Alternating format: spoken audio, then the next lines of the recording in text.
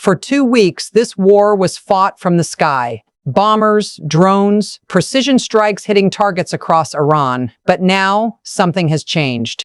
The United States is sending 2,200 Marines and a massive amphibious assault ship toward the Strait of Hormuz, the narrow waterway that controls a huge portion of the world's oil supply. And Marines aren't pilots. They are the soldiers you send when you need to take something or fight for it. Which means this war may be entering a completely new phase. The question seems simple. When will this war end? Standing before reporters, President Donald Trump paused for a moment before giving an answer that surprised even seasoned journalists. When I feel it in my bones, it was not a timeline. It was not a strategy. It was a feeling. In the middle of a rapidly expanding conflict with Iran, the comment revealed something deeper, uncertainty about how the war might actually end. But within hours, a far more concrete signal arrived. The Pentagon announced the deployment of 200 U.S. Marines aboard the amphibious assault ship USS Tripoli, moving toward the Strait of Hormuz. Officially, the mission was framed as a security operation. Its objective, reopen and secure the vital shipping lanes of the Strait of Hormuz, one of the most critical energy corridors on the planet. Nearly a fifth of the world's oil flows through this narrow waterway every day, but sending Marines is never a routine decision.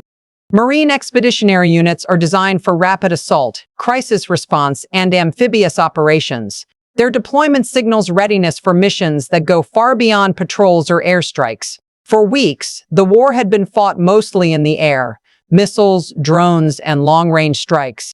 Now, the presence of thousands of Marines near the strait suggests something different. The conflict may be or unfolded almost entirely in the air. American and Israeli aircraft carried out a relentless campaign of strikes against Iranian military infrastructure. Fighter jets, long-range bombers, and armed drones moved constantly across the region, targeting missile launch sites, radar installations, and command facilities. According to military briefings, more than 15,000 Iranian targets had been struck since the opening days of the war. This strategy had a clear advantage. Air power allowed the coalition to attack from a distance while limiting direct exposure to ground combat.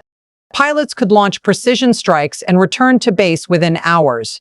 Drones could loiter over targets for extended periods, gathering intelligence before firing. For a time, it appeared that this model of remote warfare might define the entire conflict. But the deployment of 2,000 U.S. Marines suggests that the limits of air power may have already been reached. Unlike fighter jets or drones, Marines are not designed for distant strikes. They are trained to land, secure territory, and physically control strategic locations.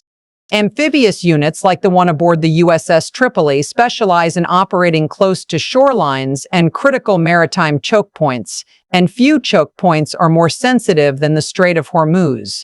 Sending infantry forces into such a contested environment introduces new risks, because once troops are on the ground, the war is no longer being fought from a safe distance. It becomes immediate and far harder to control. To understand why the deployment of Marines matters, you have to understand the geography of the battlefield. The Strait of Hormuz is one of the narrowest and most strategically important waterways in the world. At its tightest point, the channel is only about 33 kilometers wide. Within that narrow corridor, massive oil tankers, cargo vessels, and naval ships move through carefully defined shipping lanes every single day. And the stakes are enormous. Roughly US of the world's oil supply passes through this single stretch of water. Energy shipments from Saudi Arabia, Iraq, Kuwait, the United Arab Emirates, and other Gulf producers must all travel through the strait before reaching global markets. Any disruption here is felt almost immediately in energy prices, shipping costs, and financial markets worldwide. But the geography also creates a strategic vulnerability. Along the northern side of the strait lies Iran's long coastline stretching hundreds of kilometers across the Persian Gulf. Over the years, Iran has built an extensive network of coastal missile batteries, naval bases, and surveillance systems designed specifically to monitor and threaten shipping traffic moving through the corridor.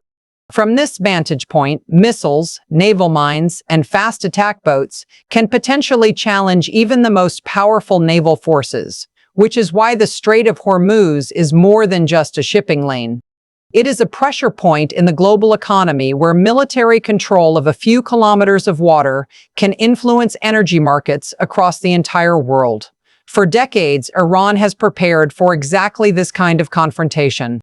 Rather than trying to match the United States ship for ship or aircraft for aircraft, Iranian military planners focused on a different strategy: coastal denial. Along its long shoreline facing the Persian Gulf and the Strait of Hormuz, Iran has built a dense network of anti-ship missile systems designed to threaten vessels moving through the narrow waterway. These weapons are capable of targeting tankers, cargo ships, and even heavily armed naval vessels. But the true strength of the system lies in how it is deployed. Many launchers are mobile, mounted on trucks that can move quickly between hidden firing positions. Others are stored in underground bunkers and hardened tunnels built into the mountains and coastline. Crews are trained to disperse, relocate, and fire from multiple locations, making it extremely difficult to predict where the next launch might come from.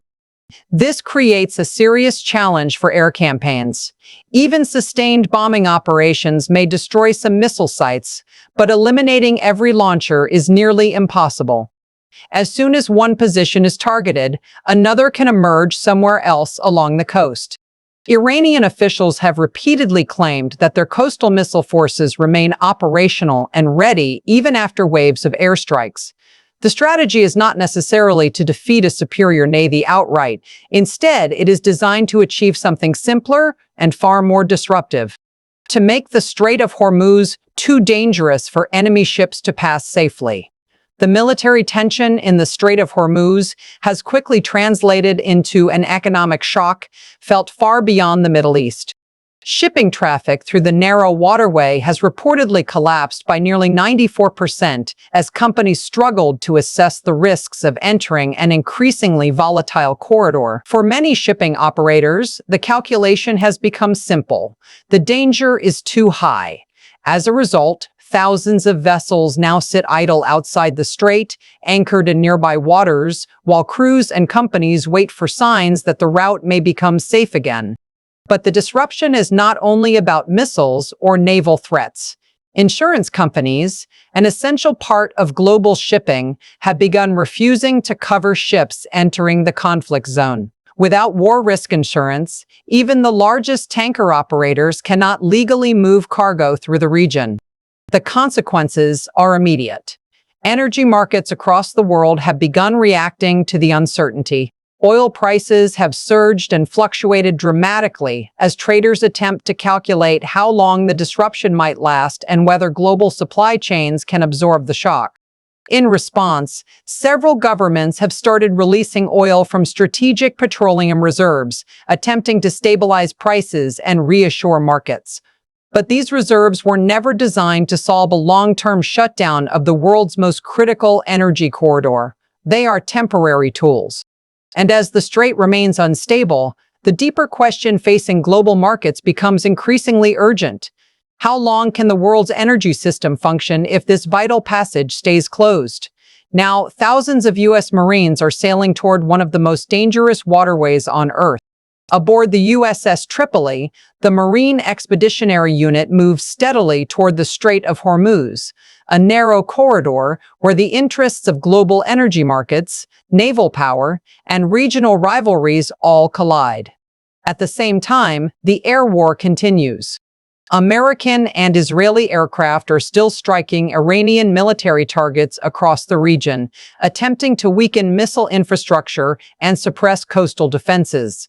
The skies remain crowded with fighters, surveillance aircraft, and refueling tankers supporting the expanding campaign. But the arrival of Marines introduces a new variable. Infantry forces operating near such a contested maritime choke point carry risks that airstrikes alone do not. Ships, landing craft, and ground units become far more exposed to missiles, naval mines, and small boat attacks along Iran's heavily fortified coastline. Meanwhile, Iranian leadership has signaled that it intends to continue resisting the pressure, framing the confrontation as a struggle for regional sovereignty and strategic control of the Gulf. Neither side appears ready to step back, which raises a deeper question about the future of the conflict. Wars that begin with airstrikes can sometimes be limited and controlled, but once ground forces move into the equation, the stakes change dramatically. And in the narrow waters of the Strait of Hormuz, even a small escalation could reshape the balance of power across the entire region.